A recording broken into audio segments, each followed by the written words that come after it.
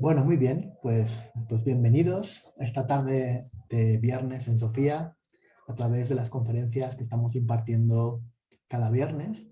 Nuestro afán de divulgación cultural. Saben que Sofía es una fundación, es una asociación civil que lo que quiere es difundir el pensamiento y el arte de las culturas tradicionales. Entonces, pues damos la bienvenida a todos los que se van sumando a esta conferencia en vivo, a esta plática en vivo. Y compartir un tiempo de cultura, un tiempo distinto, un tiempo diferente.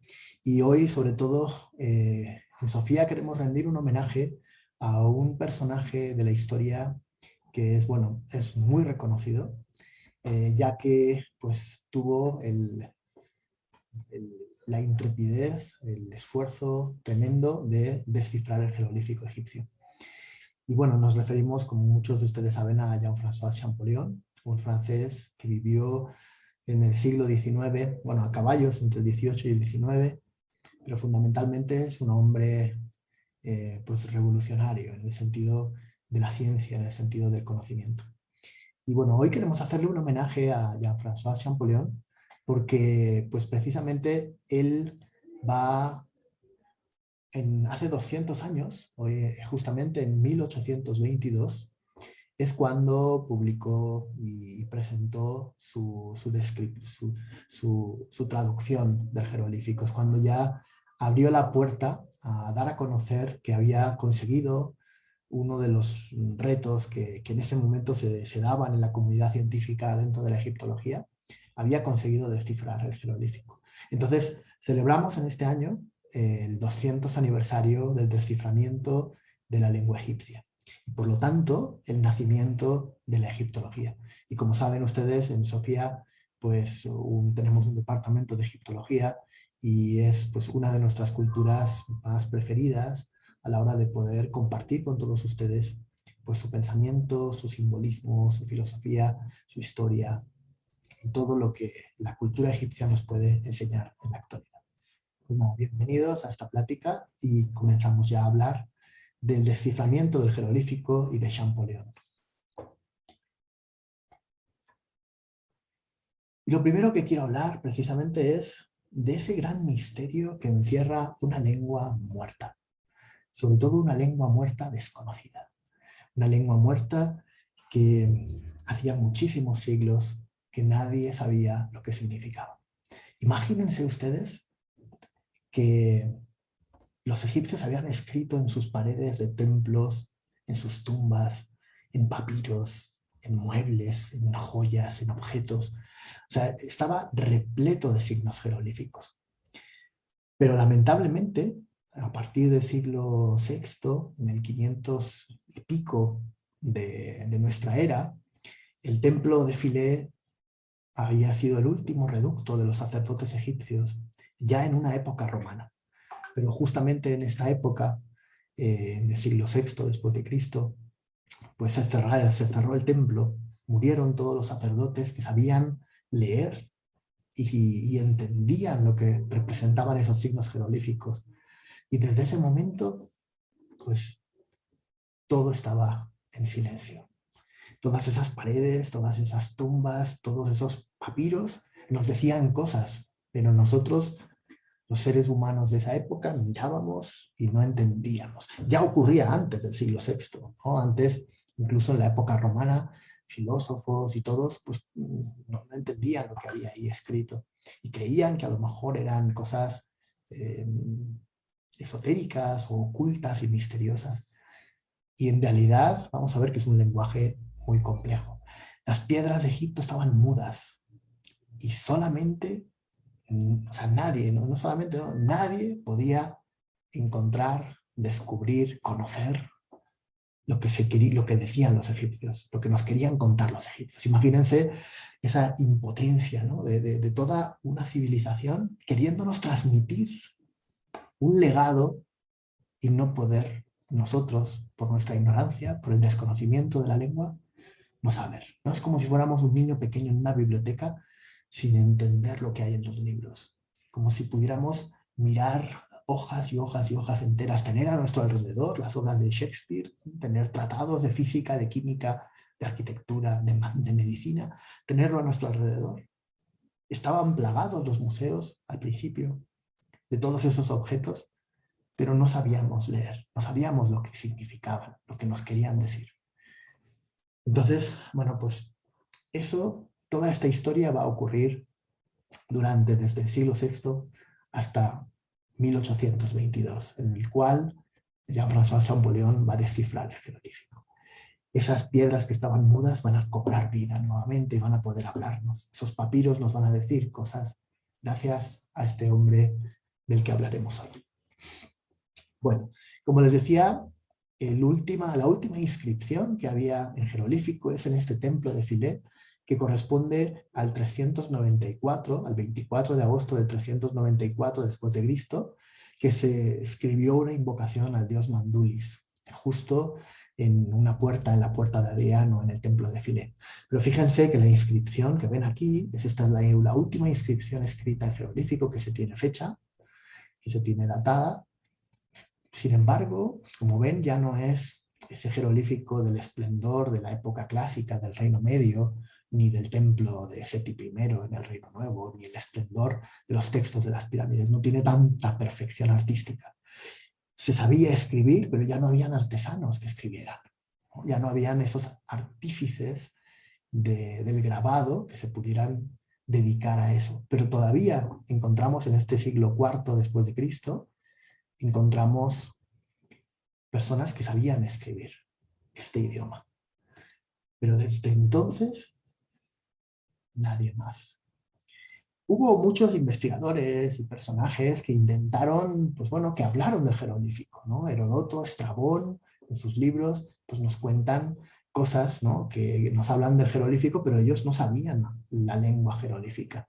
Entonces, ellos decían, bueno, los discursos de los egipcios, decía Filón, el judío, proporcionan una filosofía que se expresa por medio de símbolos, filosofía que revelan en las letras llamadas sagradas, el hieros glífico, ¿no? Hieroglífico o jeroglífico precisamente significa eso, hieros glifeum, las letras sagradas. Y era una traducción del griego, una traducción griega del nombre que le daban los mismos egipcios a su idioma, a esa lengua escrita en las paredes, que era el Medun Echer, las palabras de Dios. Bueno, en el siglo III después de Cristo, fíjense que estamos antes de la última inscripción, pero habían romanos y filósofos, por ejemplo Plotino, que decía, los sabios de Egipto daban prueba de una ciencia consumada empleando signos simbólicos, por medio de los cuales, en cierto sentido, designan intuitivamente sin necesidad de recurrir a la palabra.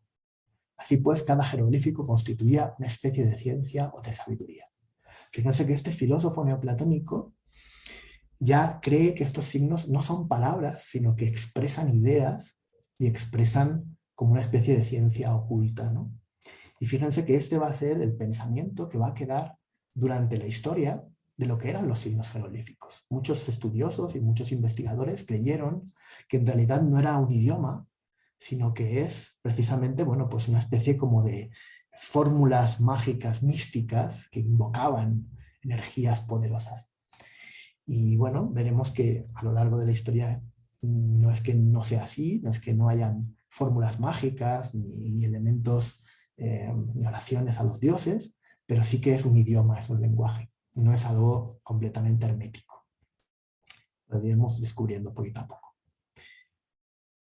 Orápolo, en el siglo V después de Cristo, también escribió un tratado hieroglífica en 2 volúmenes y probablemente él los escribió en copto y se tradujo al griego e intentó como descubrir cuáles eran los sonidos de esos jeroglíficos y también de dónde procedían. Bueno, muchas de las interpretaciones de Orápolo, que no sabía jeroglífico, simplemente fue un intento, un acercamiento desde el mundo científico, desde el conocimiento, para comprender esa lengua, pues en algunas cosas acertó, pero en otras también se equivocó. Sin embargo, estos textos de Orápolo fueron los que propiciaron en el Renacimiento. Saben que el Renacimiento fue un momento en el que floreció todo el pensamiento hermético, toda esa afán por el conocimiento de lo oculto y también la filosofía hermética. Y entonces el jeroglífico emergió de nuevo como ese elemento mágico que unificaba a todo pensador hermético, ¿no? La tabla esmeraldina, el Kybalión, todo lo que son los aforismos herméticos, bueno, pues venían de Egipto, ¿no? La sabiduría de Hermes. Hermes era el dios griego, pero que había sido transmitida por un Hermes Trimegisto, que era mucho más antiguo, más lejano en el país de los faraones. Entonces, todo ese resurgimiento de esa búsqueda del conocimiento del pensamiento egipcio, pues va a renacer nuevamente en el Renacimiento. Y muchos estudiosos empezaron como a hacer sus esfuerzos por descubrir el significado de la piedra, del texto jeroglífico. Uno de ellos, un jesuita llamado Athanasius Kircher, intentó descifrar la tabla esmeraldina y la tabla de Isis, y entonces, bueno, pues se hicieron estos primeros análisis para comprender cómo era la lengua jeroglífica. Athanasius Kircher, es el padre de los estudios en copto, y es tal vez uno de los grandes eruditos de la lengua copta que existe. Y fíjense que la lengua copta es el último estadio del idioma egipcio. Actualmente sabemos, en ese momento se creían que eran idiomas distintos, ¿no? Que el copto era uno y que el jeroglífico era otro. Sin embargo, Kircher intuyó que este idioma copto era igual que el jeroglífico, era el mismo elemento que el jeroglífico, el mismo idioma que el jeroglífico, pero en un estadio muy posterior. Esta intuición la va a corroborar posteriormente también Champollion. Y entonces entenderíamos, o entendemos actualmente, que el egipcio es un idioma que tiene 4 formas de escritura. La primera forma de escritura, la más antigua, es el jeroglífico. Luego apareció otra escritura llamada hierático, que es como el jeroglífico así escrito rápido, como si tuviéramos prisa y tuviéramos que escribirlo más rápido. Y el demótico sería un poquito más rápido del hierático. Entonces es como una derivación todo de esos signos jeroglíficos. Pero lo único que se reconoce como signo jeroglífico, como un signo, como un dibujo, sería esta primera, ¿no? Y el hierático se tiene que escribir luego para entenderlo bien en signos jeroglíficos, y el demótico ya tiene una caligrafía mucho más cursiva. Y además, el último estadio después fue el copto. Entonces, fíjense que este personaje, Athanasius Kircher, fue como, con todos sus estudios y conocimientos de copto, pues hizo este intento de descubrir cómo se tradujo, cómo se traducía el lenguaje jeroglífico, pero no lo consiguió. Todavía la historia nos va a dar un poquito se nos va a hacer esperar, ¿no? Bueno, justamente hubo un encuentro que todos ustedes me imagino que conocen, un encuentro fortuito, sorpresivo, pero que fue crucial para la historia de la egiptología. En 1789, o 98, perdón, cuando Napoleón va con su campaña de expedición a Egipto, y en esa campaña de expedición llevó a muchos investigadores, a muchos científicos, porque aprovechó, o sea, estaba muy interesado en el mundo de Egipto y en su cultura, pues justo mientras unos soldados franceses estaban excavando una trinchera en la ciudad de Rosetta, en el norte, justo prácticamente en el Mediterráneo, en el delta, de pronto, con un pico que justamente dejó su marca aquí en este golpe, en ese golpetazo que tiene la piedra de Rosetta aquí abajo, pues descubrió esta piedra mientras estaban construyendo esta trinchera. Y entonces, evidentemente, cuando el soldado francés que la descubrió vio eso, o sea, supo que era algo muy importante para todos esos investigadores que acompañaban al ejército. Y mandó la piedra al Cairo, donde estaba un instituto de investigación, que habían empezado a crear un trabajo monumental llamado La Descripción del Egipto, que estaban recopilando toda la información, todo el conocimiento que pudiesen, botánica, zoología, arqueología, arquitectura, costumbres, y era un tratado, estaban construyendo, estaban haciendo, o iban a hacer, porque todavía no habían empezado a publicar, iban a hacer una gran como enciclopedia, un gran libro de saber de toda la descripción del Egipto antiguo. Entonces les llegó esta piedra, y evidentemente cuando vieron la piedra sospecharon, bueno, sabían ya que era la llave maestra, la clave para descifrar el jeroglífico. Posiblemente muchos de ustedes saben pues, el motivo de por qué. Esta piedra está escrita con 2 idiomas, pero en 3 escrituras. 2 idiomas egipcios, que es el mismo idioma, pero 2 idiomas egipcios, y el idioma griego. Y son 3 grafías, 3 escrituras diferentes. La parte de abajo la tenemos en griego de la época, en griego ptolemaico. La parte de en medio está en demótico, y la parte de arriba, un fragmento muy pequeño, está en jeroglífico. Bueno, evidentemente, cuando vieron esto, sospecharon que era el mismo, que se trataba del mismo texto escrito en diferentes idiomas. Y el demótico no se conocía, no se sabía cómo se pronunciaba, pero el griego clásico sí. Entonces, bueno, fue como a partir de ese momento, de ese descubrimiento, todo se puso en marcha. Es decir, como que el afán de descifrar el jeroglífico egipcio, que ya había desde antes y que había habido investigadores, como hemos mencionado, que habían hecho sus intentos y sus esfuerzos en descifrarlo, pero bueno, en este momento ya todos se pusieron rápido, corriendo, intentando pues, ser los primeros que descifraban el idioma de los faraones, ¿no? Imagínense qué puzzle, qué enigma tan interesante para resolver. Había que hacer comparaciones de letras unas con otras, intentar analizar, ¿no? Sacar todos los jeroglíficos, cada uno de esos glifos e intentar contrastarlos con los idiomas. Veremos luego cómo se hizo. Aquí, como les digo, se hicieron copias de la piedra porque lamentablemente luego por las capitulaciones que tuvo que hacer Francia ante Inglaterra, pues la piedra de Rosetta saben que quedó al final en manos de los británicos y actualmente se encuentra en el British Museum. Pero antes, con bastante precaución, los franceses, estos investigadores, habían hecho copia, habían hecho calcos, habían mandado toda la información a París.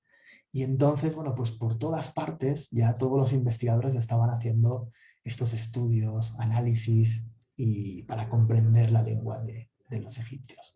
Aquí vemos una imagen de un congreso como en el Museo Británico, antes de que se fundara el Museo Británico prácticamente, descubriendo, ¿no? Mirando cómo podrían descifrar esa piedra. Uno de los protagonistas tal vez a lo mejor un poco más marginados en la historia fue Thomas Young, un inglés que intentó descifrar la piedra de Rosetta y que logró bastantes avances con ella. Sin embargo, no consiguió descifrar del todo. Él hizo una buena aproximación de algunos de los nombres de los que aparecían en la piedra de Rosetta y luego también algunas relaciones de algunos idiomas, de algunos fonemas o de algunos escritos demóticos y por lo tanto pudo descifrar algunos de los signos. Y luego Thomas Young, verán que es uno como de los grandes rivales con Champollion de este proceso, de esta batalla para descifrar la lengua egipcia. Sin embargo, dicen bueno, que la historia pues, no le favoreció porque pues, como que quedó eclipsado por toda la grandeza de Champollion, cuando él pues, hizo bastante y aportó bastante. Y tal vez si se hubiese dedicado por completo al desciframiento del jeroglífico, tal vez habría alcanzado algo más. Sin embargo, como hizo muchos estudios en otras ramas del saber, era físico, era óptico, tenía varios estudios en distintas ramas del conocimiento, bueno, pues no pudo dedicarle toda la energía a el desciframiento del jeroglífico. Eso se lo dejamos a nuestro querido, o el protagonista de esta plática de hoy, que es Jean-François Champollion. Y bueno, vamos a hablar un poco ahora de él, de su persona y alguna anécdota de su vida que será como interesante para conocerle más en profundidad, para conocer su tenacidad, su esfuerzo y yo pienso personalmente que es su suprema intuición para descifrar la lengua jeroglífica. Bueno, pues Jean-François Champollion nace en una familia con 5 hermanos, bueno, tuvo 7 hermanos, pero fallecieron 2. 5 hermanos, una familia humilde, su padre era librero y bueno, pues nació en 1790, justo un año después de la Revolución, pero en una época convulsa en la Francia en la cual pues, los realistas y los napoleónicos, ¿no? Los que estaban en favor de un regreso de la monarquía y los que estaban a favor de Napoleón Bonaparte, pues había tiranteces, había conflictos. Y bueno, pues desde muy joven, con 11 años, se va a vivir con su hermano. En realidad, el que va a apoyarle, va a, incluso a muchas veces financiarlo o estar con él, fue su hermano Jacques-Joseph Champollion Fillac, que, bueno, fue como un mentor para él. No solamente fue un financiador o un apoyo económico y que se preocupó mucho de su educación, sino que también luego, pues él que había sido, bueno, fue bibliotecario de la Biblioteca Nacional de París, había sido también arqueólogo, había estado en un contexto académico muy importante, va a ser pues uno de sus grandes impulsores dentro de lo que sería el proceso o la influencia que ejerció en ese conocimiento de lenguas y sobre todo luego del mundo egipcio. Cuando se traslada a Grenoble, donde vivía su hermano, en 1801 aproximadamente, con 11 años, pues empieza a estudiar en una academia y ya se destaca desde muy joven en lenguas. Se destaca que en muchísimas lenguas, en árabe, en copto, en griego, en latín, persa, o sea, es como con 17 años había muchos idiomas y se había dedicado por completo en eso, a los 17 años a estudiar el copto, o sea, era un apasionado del copto. Y cuentan que con 11 años ya Fourier, que había sido uno de los científicos que habían acompañado a la expedición de Napoleón, que era el prefecto de Grenoble, donde vivía, le había invitado a su casa y le había enseñado toda una serie de objetos egipcios. Imagínense, pues bueno, un personaje que había llevado a Francia muchas obras de arte. Y el joven Champollion, con 11 años, decían que se había quedado asombrado. Imagínense, pues como nosotros cuando entramos en un museo, o como estas piezas que tengo aquí atrás mías, ¿no? Que a lo mejor alguno habrá visto pues, un sarcófago, tenemos por aquí otro sarcófago. Imagínense entrar en una casa museo y quedarse fascinado por todo ello. Y cuando este joven, con 11 años, conociendo a esta autoridad, le dijo, yo descifraré la lengua de los faraones, ¿no? Cuando se enteró de que nadie todavía conocía el qué decían todos esos jeroglíficos, él dijo, yo lo haré, yo lo descifraré. Entonces, fíjense, con 11 años, pues esa visión, ¿no? que tuvo para, pues, de su futuro, ¿no? De su destino. Es una persona como marcada por el destino. Es como esos personajes que, bueno, como estrellas fugaces, porque veremos que, pues lamentablemente muere con 41 años, vemos que son como esas estrellas fugaces que dejan un reguero de luz a su paso, que saben lo que tienen que hacer desde niños, que están como predestinados y que no hay nada que detenga ese propósito, ese impulso, esa firmeza. A pesar de una naturaleza débil y enfermiza, ¿no? Cuentan que desde niño va a tener problemas como de gota, va a tener problemas en general, ¿no? Va a ser bastante más débil de lo normal y por eso cuentan que, pues, que intentó pedir la exención del servicio militar, ¿no? Y consiguió, mandó muchas cartas a Napoleón intentando pues, que no tuviese que estar en el servicio militar. Y de hecho, la excusa que ponía era que iba a descifrar el jeroglífico egipcio que estaba con Fourier, con este personaje que le había padrinado, y que en realidad, bueno, pues él iba a descifrar el jeroglífico y por lo tanto estaba en esa empresa que era mucho mayor y que no pues, pedía la exención del ejército. Y se la concedieron, ¿no? O sea, curiosamente le dieron ese propósito, le dieron ese tiempo para que estuviera descifrando la lengua de los faraones. Durante mucho tiempo va a estar, pues bueno, pues con 17 años cuentan que va a hacer una lectura sobre una descripción geográfica del Egipto antes de la época de Cambises en la Academia de Grenoble y que todo el mundo quedó fascinado por la erudición de este joven que con 17 años sabía tantos idiomas y había hecho pues, algún trabajo exquisito, ¿no? De Grenoble pasará a París, de París volverá a Grenoble, o sea, va a tener una vida un poco como cambiante, ¿no? Precisamente porque en un momento determinado cuentan que él va a ser como mm, bastante adicto o bastante convencido por el pensamiento napoleónico, ¿no? Y va a apoyar mucho a Napoleón. Y entonces los realistas pues, van a hacer incluso persecuciones. Él va a hacer escritos contra el rey, contra la realeza, e incluso canciones donde la gente va a cantar popularmente contra la realeza.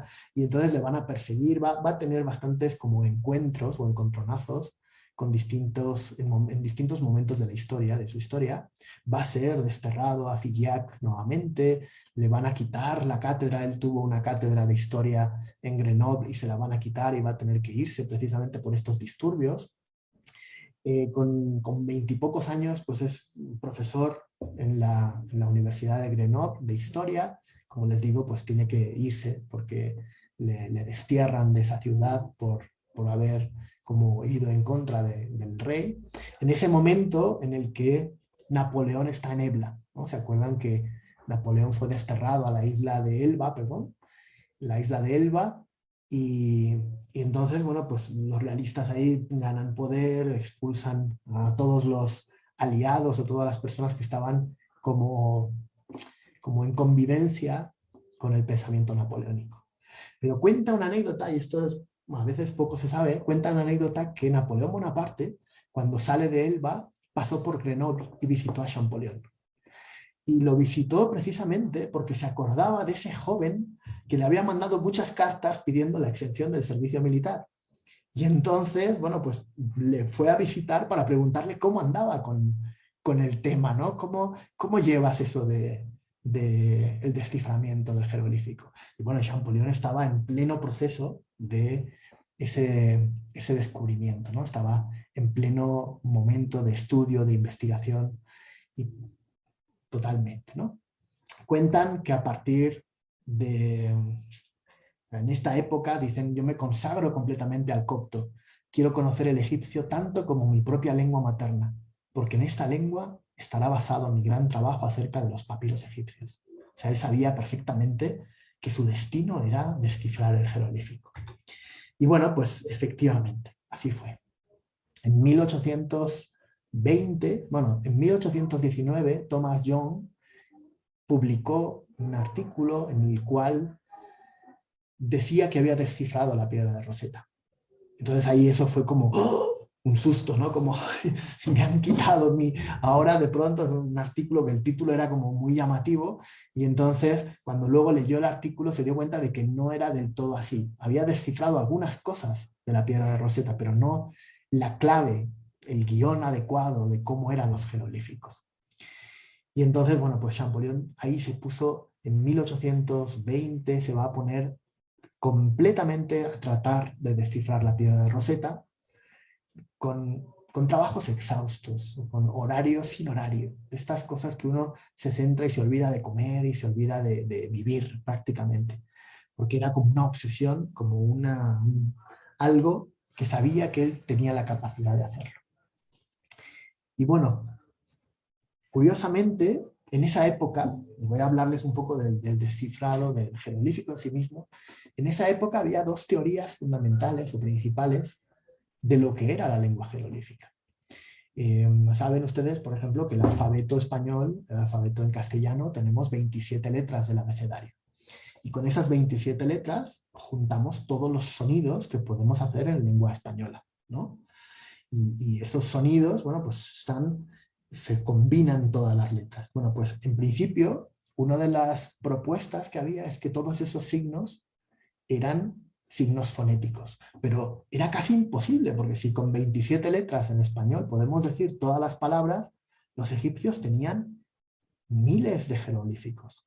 De hecho, hay más de 6.000 jeroglíficos, aunque podemos reducir toda la lista a los más usuales, a los más representativos, a los más que han sido continuos a lo largo de toda la historia, a 700, 750, pero existen miles de jeroglíficos. Entonces, ¿cómo es posible que fueran fonéticos? Si son miles de jeroglíficos, no hay miles de formas de pronunciar algo. No hay miles de fonemas. Entonces, es un imposible, no podía ser. Por otro lado, estaba la versión que decía, bueno, pues si no son símbolos fonéticos, tiene que ser un ideograma, tiene que significar algo, ¿no? El pollo, el pato, la trenza, tiene que representar ideas. Pero claro, no puede ser pollo, trenza, vaso, pollo, trenza, vaso. O sea, no, era imposible que se refirieran a los dibujos que estaban ahí. Con lo cual, nadie sabía un poco cómo abordar esa lengua. Y esto es lo que Champollion hizo o consiguió. Descubrió que esa lengua era múltiple, era fonética, pero a la vez ideográfica y a la vez simbólica. Es decir, reunía en sí misma las tres cosas. Y esto cuenta una anécdota de estar ahí una noche trabajando por septiembre, ¿no? En un septiembre en París, trabajando así en su casa, con libros, con papeles, con de todo, ¿no? Ahí en medio. Y de pronto, como que se dice aquí en México, le cayó el 20, ¿no? O sea, se dio cuenta, había descubierto algo. Y entonces él dijo, lo encontré, ¿no? O sea, es una especie como de eureka, lo descubrí. Fue ya lo sé, ya tuvo la revelación, tuvo la intuición. Y en ese momento, pues dicen que se desmayó y quedó desmayado como 5 días sin que nadie pudiese despertarlo. O sea, como quedó como en shock. Al cabo del tiempo, pues ya cuando despertó de ese momento, pues cuentan bueno, que ya publicó la famosa carta a Dacier, en la cual pues informa oficialmente de que la escritura jeroglífica es un sistema complejo, una escritura a la vez figurativa, simbólica, fonética, en un mismo texto, en una misma frase, casi diría en la misma palabra. Fíjense, estas son palabras de él en esta carta, que luego presentó en una conferencia delante de todos los eruditos que habían en ese momento, de muchas personas que estuvieron con él, detractores. El mismo Thomas Young estaba ahí en esa conferencia que dictó en 1822, en septiembre de 1822. Y en ese momento, bueno, pues delante de todos tuvo que poner sobre la mesa, con la explicación, pues lo que había descubierto, descifrado. En ese momento, como les digo, pues fue una revolución, porque pues, hubo muchos detractores, gente que no estaba de acuerdo, etcétera, ¿no? que se pusieron como en contra. Pero en ese momento, pues fue esta presentación. Posteriormente, en 1824, va a fundamentar mucho más, va a hacer un análisis de muchos más nombres egipcios. O sea, en ese momento fueron los de la piedra de Rosetta y unos cuantos más, y empezaron por ahí, por los nombres que estaban en los cartuchos reales, y que muchos de esos nombres estaban vinculados con reyes de la época tolemaica, que eran griegos, y que por lo tanto conocemos bien cómo se pronunciaban sus nombres. Y entonces, bueno, pues con esas relaciones entre los signos fonéticos, entre las letras y la pronunciación en griego, y fueron pues poco a poco deduciendo y descubriendo qué significaba o cómo se traducía fonéticamente, y luego cómo se traducía a ese idioma cada palabra, que es un trabajo que luego es mucho más posterior y más completo, pero se pudo avanzar con este proceso del desciframiento del jeroglífico. Estamos en 1828.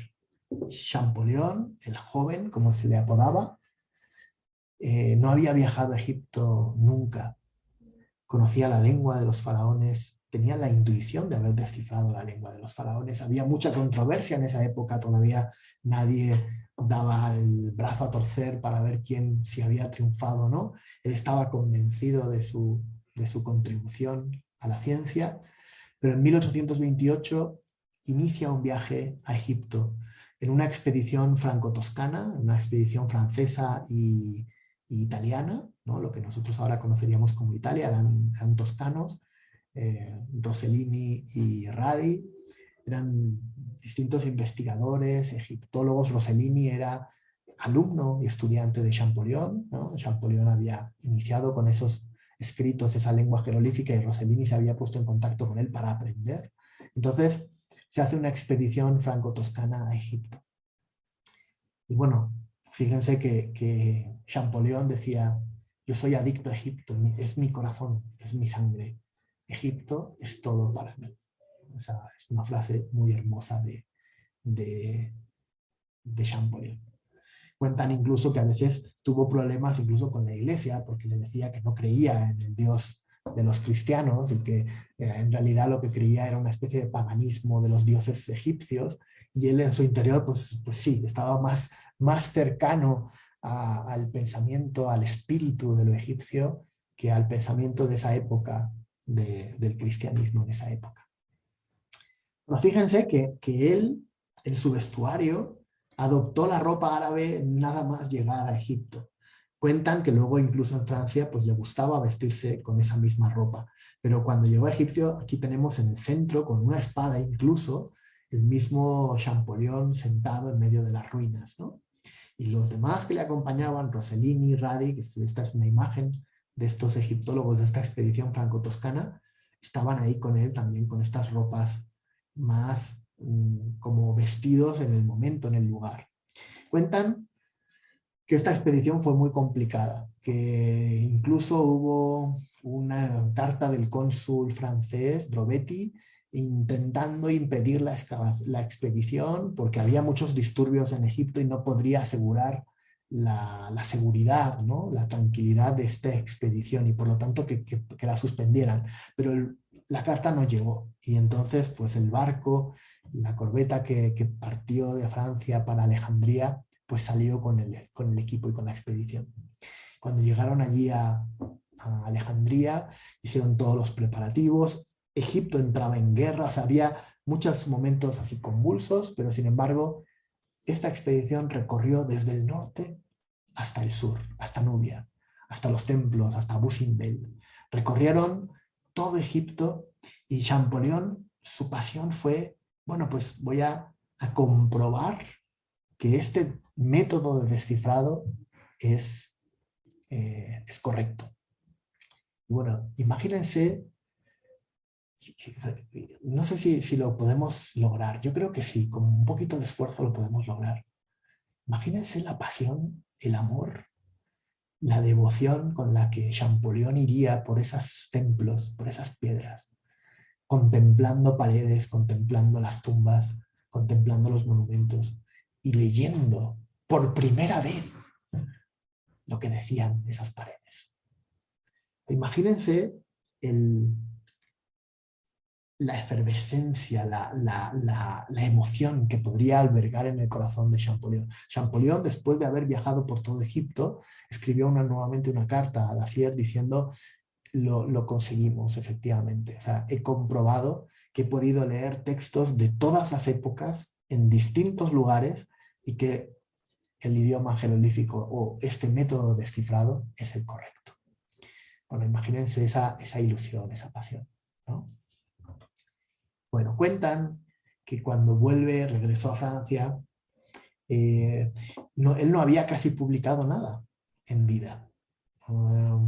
Estamos hablando ya de 1830 y va a morir precisamente con 42 años, en 1832, imagínense que es muy poquito tiempo después del viaje a Egipto, y va a morir. Cuentan que fue nombrado como el primer doctor de la cátedra o titular de la cátedra de egiptología, y va a poder simplemente dar unas clases o unas conferencias magistrales, pero enseguida se va a sentir mal porque traía de Egipto pues una serie de enfermedades, había bebido agua del Nilo, una serie de cosas que bueno, pues sabemos que ahora no se pueden hacer, pero en esa época pues no se protegió de salud en este caso, y entonces pues traía muchas enfermedades, traía gota, traía problemas todo intestinales por el tema de la bebida del agua del Nilo, y al final pues muere, no pudo seguir en esa cátedra, dio solamente unas pocas conferencias, se dejó la cátedra y falleció. con 42 años, 41, 42 años, va a morir este gran genio que tiene ahora pues este obelisco en su tumba, ¿no? Y este gran homenaje, esta estatua homenaje de él como sobre esa cabeza egipcia, ¿no? Como habiendo dominado ese gran misterio de lo egipcio, habiéndonos permitido conocer y descubrir el, el gran legado del pensamiento de la cultura de los faraones. ¿Cómo lo hizo? Bueno, pues en principio el método fue como pareciese sencillo. Sin embargo, desde mi humilde opinión, es como un proceso titánico de comparación, de análisis, de estudio, de comprensión, ¿no? De los nombres griegos en los cuales pues, aparecía ahí el nombre de Ptolomeo, el nombre de Cleopatra. Consiguió ver que en esos cartuchos donde se escribía el nombre de los reyes, pues pudo conocer, pudo descubrir y descifrar pues que los mismos, la lengua egipcia no escribía las vocales, y entonces pues al igual que el árabe y al igual que otros idiomas que no se escriben vocales, y, y bueno, pues comparando unos y otros, algunos elementos que había podido conseguir en la misma Inglaterra. Había un obelisco de Kensington Place y que es de Banks, de Richard Banks, un millonario, pues había podido descubrir también el nombre de Cleopatra, y comparando Cleopatra, Ptolomeo, las L's, las O's, las P's, fue haciendo una labor titánica de desciframiento. Aquí vemos, pues, por ejemplo, este es uno de sus diarios, en los cuales pues ya no solamente hace los signos jeroglíficos, los pinta con un amor excepcional, con una caligrafía bellísima, sino que además pues hacía sus grabados con sus colores, como distintas formas de decoración de tumbas, distintos modelos, distintos símbolos y amuletos. O sea, todo una búsqueda de comprensión de este gran lenguaje. Y gracias a él hoy podemos leer, hoy podemos conocer, no solo fascinarnos de la cultura de los faraones, como podían hacer los romanos o los hombres del Renacimiento, o el mismo Napoleón contemplando esa esfinge o la pirámide. Era conocer y contemplar un misterio. No, nos dio la llave, nos dio la herramienta para conocer de primera mano, conocer lo que decían los egipcios, lo que pensaban los egipcios, lo que nos querían contar los egipcios, lo que querían contar a sus hijos, lo que querían dejar a la historia. Y también podemos leer entre líneas lo que no querían dejar contar a la historia. Es decir, gracias a esa capacidad que tenemos de poder descifrar el jeroglífico, hoy podemos decir que existe una ciencia llamada egiptología. Por eso, precisamente, se le considera el padre de la egiptología, porque gracias a él podemos conocer y comprender desde el pensamiento lo que esas letras, esos escritos que son lo que crea historia, ¿no? Pues podían transmitirnos el pueblo egipcio. Y bueno, pues muchas gracias por compartir este tiempo con nosotros, gracias por hacerle este homenaje a Champollion, y que bueno, pues que podamos seguir aprendiendo la cultura de los faraones. Quería pues también invitarles, si están interesados en seguir las huellas de este personaje, en seguir las huellas de Champollion, y quieran descubrir y conocer estos secretos, estos enigmas del jeroglífico, quieran aprender desde cero la lengua jeroglífica egipcia, bueno, pues pronto, próximamente, el jueves 3 de marzo a la 1:15, vamos a tener una presentación gratuita de un diplomado de jeroglífico egipcio, que lo haremos por Zoom. Es una oportunidad única para poder hacer desde cualquier parte de México o incluso del mundo. Es una oportunidad muy buena para poder iniciarse en el mundo de la lengua jeroglífica. Además, es un buen recurso para desarrollar la parte cerebral, ¿no? Donde saben que aprender un idioma nuevo genera nuevas alianzas sinápticas. Entonces, bueno, pues si alguno quiere entrenar su mente también, bueno, pues es un magnífico instrumento, porque como les decía, es una lengua que es fonética, pero también simbólica, ideográfica. Entonces es muy interesante porque te permite enlazar esa parte más artística, más intuitiva, más del hemisferio derecho, y además esa parte racional, ¿no? Que intentas comprender la gramática, las estructuras de las oraciones, que es más del hemisferio izquierdo, ¿no? Entonces, es como que es un idioma muy hermoso para conocerlo, porque te permite también descubrir muchas cosas de tu propio lenguaje y entender, pues, bueno, la verdad es una forma de introducirse al pensamiento del Antiguo Egipto y a la cultura del Antiguo Egipto de una forma muy hermosa, a través de su lengua, a través de los textos que ellos mismos escribieron. Entonces, bueno, les invito a este curso de jeroglífico, diplomado de jeroglífico, que será el 3 de marzo a la 1:15, y que, bueno, la presentación es gratuita, pueden eh, apuntarse todos los que quieran. Y bueno, pues muchísimas gracias por estar aquí, por compartir conmigo este tiempo.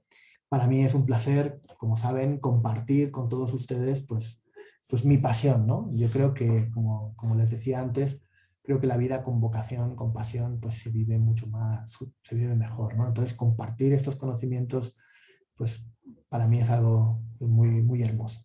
Entonces, bueno, muchísimas gracias, que tengan un fin de semana excepcional y cuídense. Hasta luego, hasta pronto.